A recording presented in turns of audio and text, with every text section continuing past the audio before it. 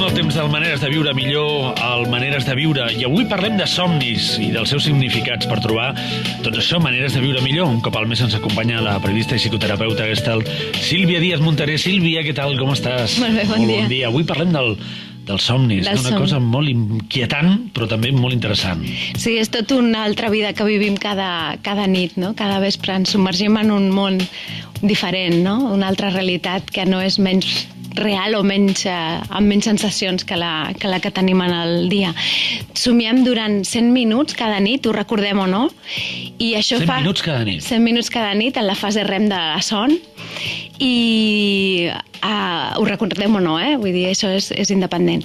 I això es faria com uns 25 dies de somni cada any. És com tot una part molt important de la nostra vida que ens passa en l'oscuritat i que, segons la nostra convidada, la Consuelo Barea, que la tenim aquí perquè ens expliqui més coses dels somnis, que és metge i psicoterapeuta i treballa amb somnis en la seva consulta per ajudar les persones a millorar el seu equilibri i la seva salut mental. Això és no només una part de l'inconscient, sinó també una llum. No és només l'ombra, no només parla de la nostra ombra, sinó per ella és tot un món de llum, ¿no? La ombra és aquesta inquietud, ¿no? Consuelo Barea, gràcies per ser amb nosaltres. Yo no soy junguiana, pero la sombra, la parte oscura nuestra, es una realidad, al igual que la parte luminosa, ¿no? Entonces, los sueños no son solo sombra, no son algo como basura mental desechable. Ahí está todo, está la creatividad, está el amor, está lo que hemos sido, lo que podemos ser, lo que estamos siendo. Entonces, hay un prejuicio contra los sueños porque se considera como restos del día, ¿no? Y eso es una visión freudiana que no comparto. Em deies moltes vegades que els somnis, si n'ajuntéssim molts, 3 o 4 o inclús una mica més, no? Hi ha un guió de vida allà. Hay varios temas, es como un puzzle, es como una buena novela o una buena epopeya, donde hay aspectos sexuales, hay aspectos de tu infancia, hay aspectos de lo que temes, de lo que deseas. Son distintos bloques oníricos que poco a poco se van juntando y realmente sale pues la novela de tu vida, ¿no?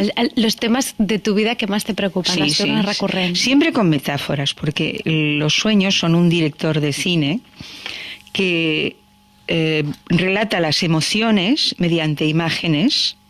Por ejemplo, la angustia la puede relatar pues con un sueño de un incendio o con una inundación, con los elementos naturales.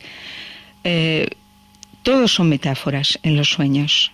De uno mismo o de las personas más allegadas, y hay que traducir algo. Pero aunque no se traduzca, lo importante del sueño es vivirlo, no entenderlo, igual que un buen orgasmo. Em deies que somiant podies trobar solucions a problemes, no? Que inclús podíem fer una pregunta abans d'anar a dormir i esperar durant la son a veure què ens diuen els somnis. El mejor ordenador del mundo es el cerebro. Y entonces dejándole es como un Google más perfecto. Y en el momento en que nos estamos durmiendo, hay unos instantes en que cuando ya hemos cogido postura, cuando ya no cambiamos de posición a cada momento y sabemos que al instante siguiente nos vamos a quedar dormidos, en ese momento el inconsciente está abierto. De hecho, se emiten más ondas Z. Y ahí podemos darnos inducciones de mañana voy a recordar un sueño o de qué puedo hacer con este problema. O sea, solo una sugerencia. En esos momentos es como dejar que la mente lo elabore durante la noche. De hecho, si en la parte final del día estamos pensando mucho sobre algo, se suele soñar sobre ese algo. Y siempre los sueños intentan completar lo que le falta algo, unirlo dividido. Tienen buena intención los sueños. I com podem recordar els somnis? Si som d'aquestes persones que som incapaces de recordar els somnis, com podem nutrir-nos d'aquesta part? Primero tenemos que querer, porque ya os decía que en realidad tenemos miedo de conocernos. Hay mucha gente que teme conocerse. Por ejemplo, que teme a un psicólogo, a una psicóloga. Es como dicen, no, yo no estoy loco. Si no tiene nada que ver con la locura. Me permito hacer un inciso. Hay que desarrollar, como decía Ken Wilber, lo prepersonal, que sería lo patológico, los fallos que tenemos, que puede que necesitemos medicación, lo personal, que sería lo psicológico, y ahí estarían los sueños, y lo transpersonal, que sería un crecimiento a un nivel espiritual o más profundo. Entonces, para recordar los sueños tenemos que estar dispuestos a trabajar todo eso, porque en sueños puede salir cualquier aspecto del ser humano. Y no todo el mundo quiere. Entonces, la primera pregunta es, ¿quiero recordar mis sueños?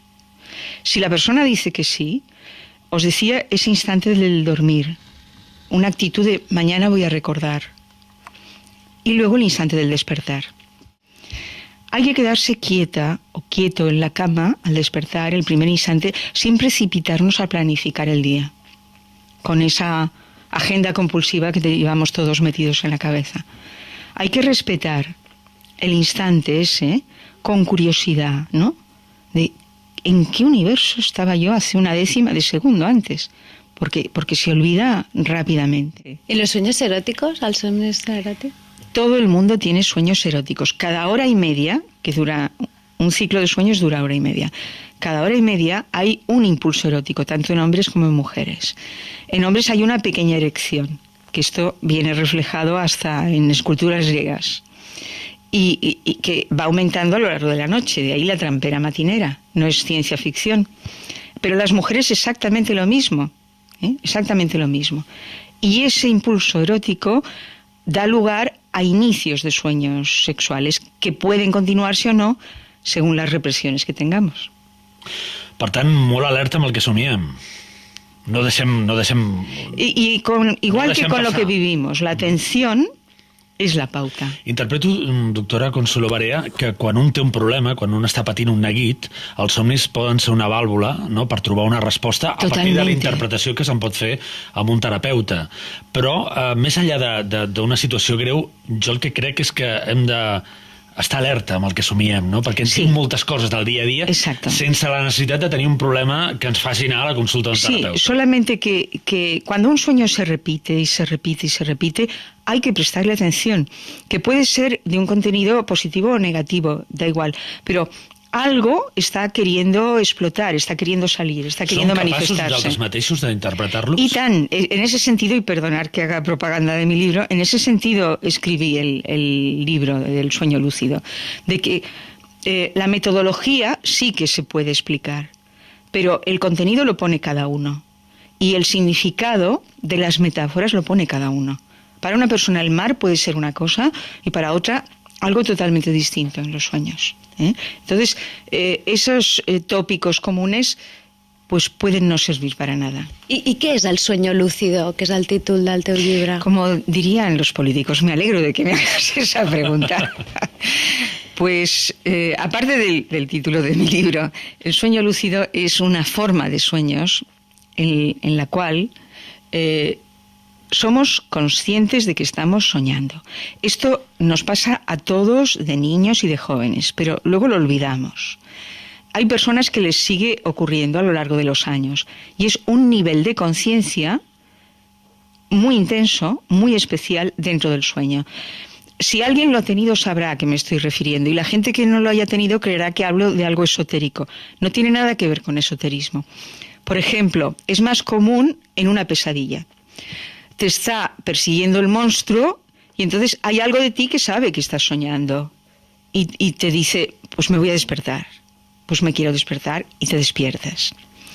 O bien cambias la situación voluntariamente sabiendo de alguna manera que es un sueño.